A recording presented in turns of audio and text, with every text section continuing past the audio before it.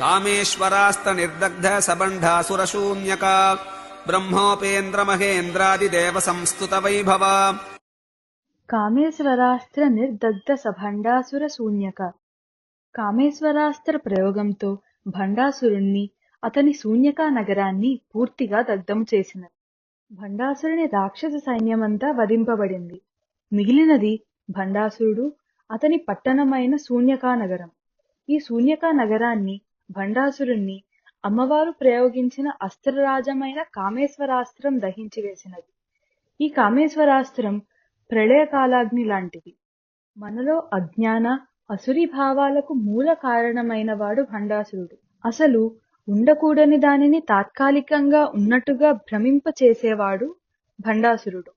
ఈ భ్రమనే శూన్యకా నగరము అని అంటారు. భ్రమలు అజ్ఞానము నుండి రక్షించడానికి అమ్మవారు మనకు జ్ఞానం ప్రసాదిస్తుంది. బ్రహ్మోపేంద్ర మహేంద్రాది దేవ సంస్థుత వైభవ.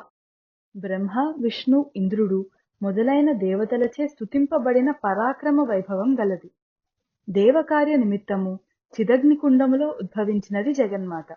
భండాసురుణ్ణి, వాని సైన్యాన్ని, వాని పట్టణంతో సహా నామరూపాలు లేకుండా దహించివేయడం జరిగింది.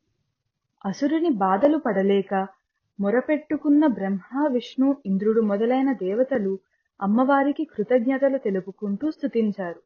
ఈ నామంతో భండాసురుని ఘట్టం పూర్తయినట్లు లెక్క వేసుకోవచ్చు. కామేశ్వరాస్త నిర్దగ్ధ సబండాసురశూన్యక బ్రహ్మోపేంద్ర మహేంద్రాదిదేవ సంస్తుత వైభవ.